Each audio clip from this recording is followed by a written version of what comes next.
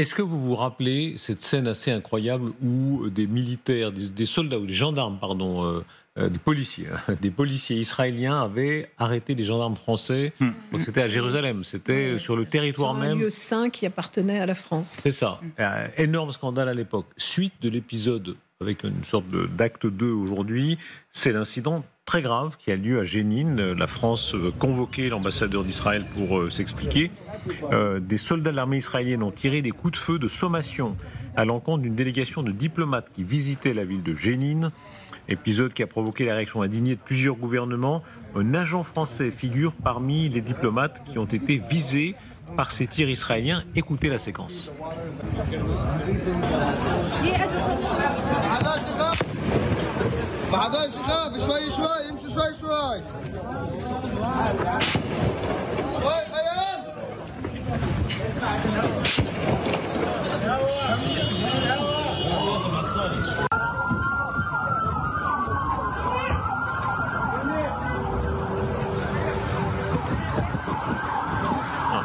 Sylvie Berman, faut dire ce que ça représente pour des diplomates. Il y avait là des diplomates en visite à Jénine, donc français, italiens, portugais.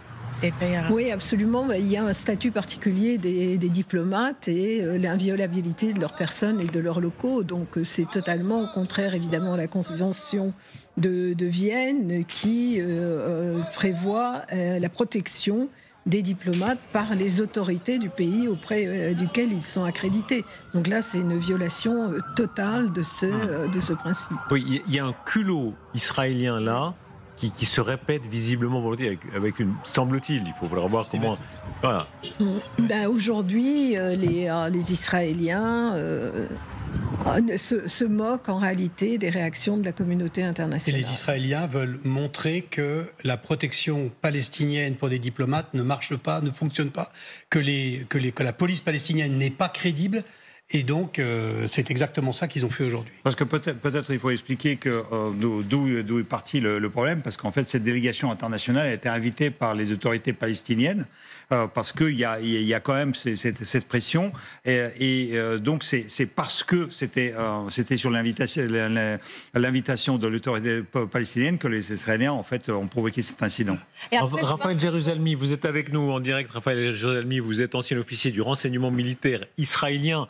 Est-ce que vous comprenez, un certain nombre de Français en voyant cette séquence diront là Israël a un peu un comportement de voyou? Alors je pense que c'est très regrettable d'entendre tout cela parce que ça montre une fois de plus l'incompréhension de ce qu'est le terrorisme, de ce qu'est la sécurité, et que des dirigeants et des diplomates européens, ne comprenant pas cela, effectivement ne seront pas capables le jour venu d'assurer la sécurité des citoyens européens. Je m'explique.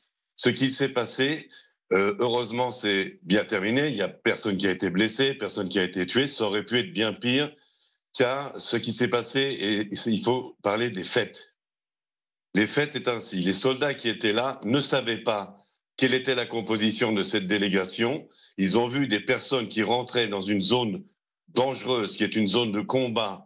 En ce moment, ça, elle est dans une opération à Jénine contre les terroristes. Ils ont vu cette délégation qui n'a pas obtempéré, et pour les prévenir, mais aussi pour justement qu'ils ne rentrent pas plus loin dans cette zone, ils ont tiré en l'air une sommation pour être sûr, et c'est ce qui s'est passé, que les diplomates rejoignent leur voiture et sortent de cette zone. Ce qui s'est passé, et on a vu, personne ne s'est couché à terre, les gens sont allés à leur véhicule, effrayés évidemment par les tirs, mais c'était le but de ces tirs. Je veux juste préciser les faits.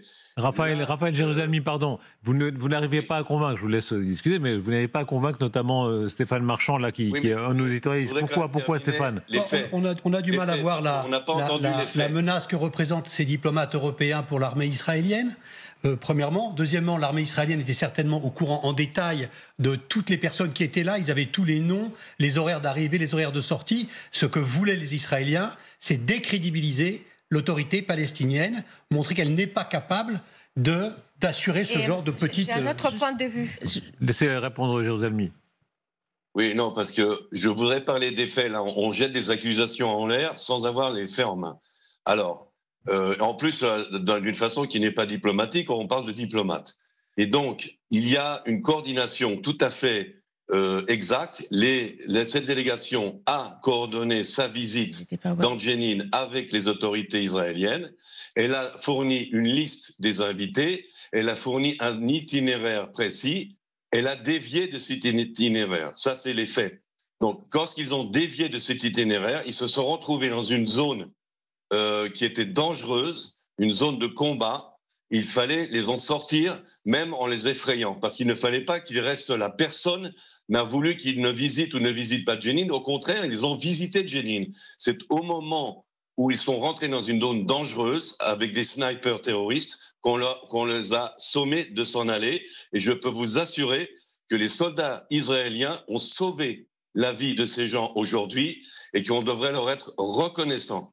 Raphaël Jérusalemi, ce n'est pas comme ça que le prend la France, visiblement. Déclaration du ministre Jean-Noël Barrot, une visite à Jenin à laquelle participait un de nos diplomates a essuyé des tirs de soldats israéliens. C'est inacceptable. L'ambassadeur d'Israël sera convoqué pour s'expliquer.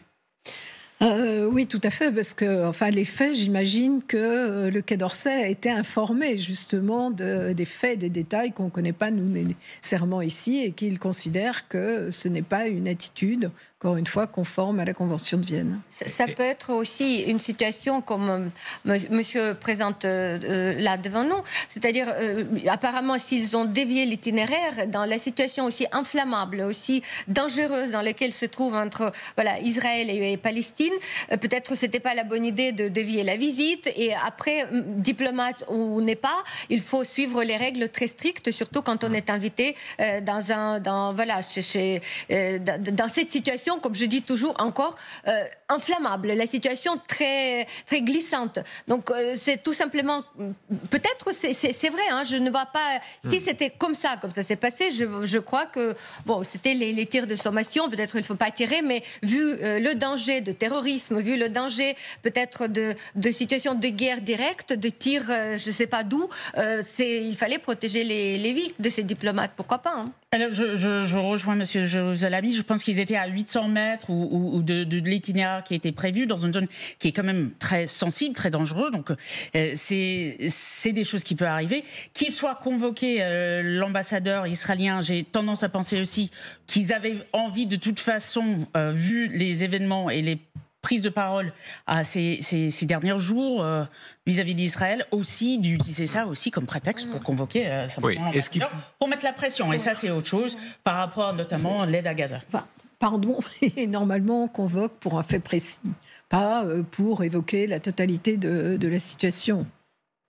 Enfin, en tout cas, c'est ce qui se pratique dans la vie diplomatique, hein. Est-ce que là, il y a un différent spécial entre Israël et la France maintenant ?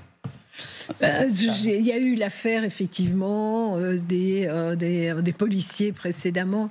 Et puis, on se souvient de l'attitude de Chirac également, quand on l'avait empêché de se promener, je crois que c'était dans la vieille ville de Jérusalem. Donc, il y a un petit peu des précédents dans ce domaine. Les Israéliens ne veulent pas qu'en Judée-Samarie existe une autre autorité que eux. C'est politiquement... C'est quand même la substance de cette tension. Raphaël Jérusalemi. Oui, je voudrais qu'on fasse la part des choses entre la politique, qui ne m'intéresse pas parce que je ne suis pas un politicien, je ne suis pas du Quai d'Orsay, et la sécurité. Je vais vous donner un exemple inverse. Si un diplomate israélien va se balader dans certains quartiers nord de Marseille et que la gendarmerie française lui demande de ne pas y aller, en tant que diplomate, il va obéir aux instructions de la gendarmerie française. Si c'est un vrai diplomate, s'il n'est pas là pour provoquer. Donc, ils auraient dû obéir aux injonctions des gens qui sont en charge de la sécurité de cette zone. Et sinon, évidemment, c'est prendre des risques.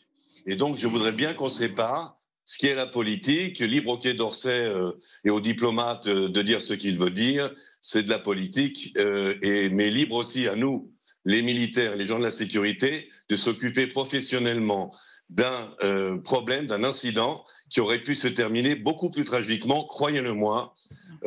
Et lorsqu'on cite les gendarmes français à l'époque dont vous parlez, ça a été exactement la même chose.